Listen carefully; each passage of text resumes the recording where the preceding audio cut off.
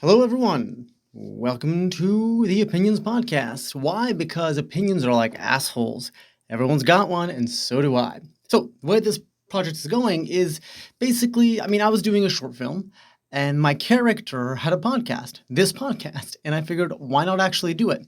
So, the idea behind the podcast is I get a dictionary, I open it, put my finger down, and the word that we look at is what this discussion is going to be about. And the first word is, for this episode, highlighting so I don't repeat. First word for this episode is not called, grunt. Grunts, grunting, grunted. 1. Makes a pig's gruff snort. 2. Speaks or say gruffly. Noun, from Old English, grunatan, imitating the sound.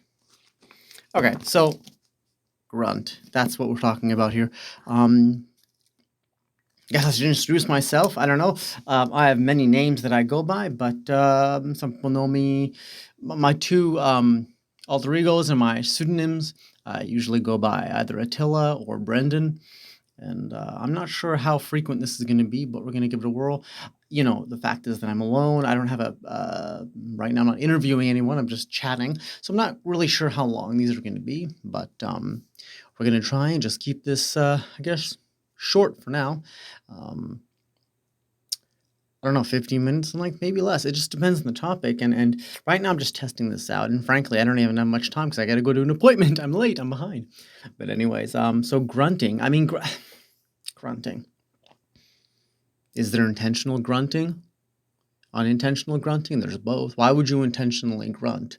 I guess if, like me, I guess you're a performer, if you're performing, or if you're an actor, because again, those two things are different. Again, we don't have to stay on topic. It's just, that's the word that gets going. Grunt. It does say pigly grunt, like a pig. It mentioned that as a reference, but do pigs grunt? Is that something that they really do? I don't know. When you think grunting, you think humans grunt. That's what they do, right? So, grunt. Could I consider to say that I've ever made that a grunt? I don't know. Have I grunted before? I guess I have. Let's look at weightlifting. When you're lifting a super aggressive weight, is that a grunt? I don't know, but it helps you. I can tell you it really does actually help you. It really does. The forcefulness of letting out an exertion of noise, that really does help. It has been scientifically proven. Of screaming out through pain does, reduce the pain. And they even, has been lots of discussions gone on about swearing and what swearing does for pain. And it really has. The research has been done. If you swear, if you're in pain, when you're in pain, it actually reduces the pain. Now, again, why? The big question, you're looking at, well, is it the word or is it the sound, the noise that you're making? And, it is cultural, right? Because if you look at a swear word in one language versus another, unless you understand that swear word, you're not going to react to it the same way as if you do understand it. So we're taking English right now because they're speaking English. If I say the word fuck, that's going to take away my pain. Sure, we get this, and you can look this up, right? But that only takes away my pain because I've associated the word fuck as a stress reliever in our society. So it could be anything as long as you associate a certain thing with a certain sound, noise. Like, to you, the language that you understand is not a noise, it's not a sound. Because you understand it. And people forget to think, well, wait a minute. People that don't understand English are having the same perception and understanding or non-understanding as a language that I listen to that I don't understand. So we do forget this a lot. Unless you have an interest in languages, but the reality is it is about language and understanding that language, what that language does for you. Now, I do speak multiple languages. I speak English, Hungarian. I did speak French. I still kind of do. I understand a little. I used to speak quite a lot because I lived in Quebec for a while, in France. I was there for a while. And then I started studying sign language, right? So it's just a matter of understanding.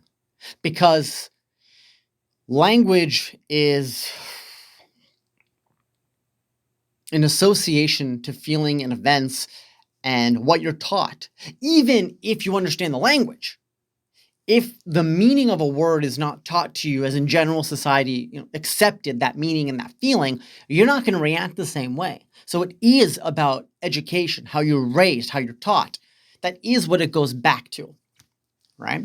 That is the question of nature versus nurture. Although, interestingly enough, if you look at the film Three Identical Strangers, it has proven to 90%, I would say, in the percentile, that it is in fact nature. And I believe, if I'm not wrong, because I just said that film, I believe that was the point of the film, to say nature. Because they did these experiments, and the experiments did not go the way they thought they went. That's the reality. They're like, wow, this should have been nurture. Haha. Yes, a minor bit, but actually, it's nature. So I'm actually going to cut this one short. I'm going to stop. Yeah. I kind of want to, you know what? I just kind of hit multiple little ideas and thoughts quickly in this, which is not how it's going to go in the future. I'm just testing the waters out. And yeah, so I don't know about the frequency, but anyway, so that's that. So why don't you, anyways, tune in next time. I don't know when that's going to be, but thank you for listening. I'm going to do live streaming as well, so people can join in on the conversation. And I will cut you off. But if you've listened to this, then thank you very much for listening. And check back soon. Maybe I'll get another one up. I'm not really sure. But yeah, check back soon. And thank you again for listening. And this was Opinions. And remember, opinions are like assholes. Everyone's got one, and so do I.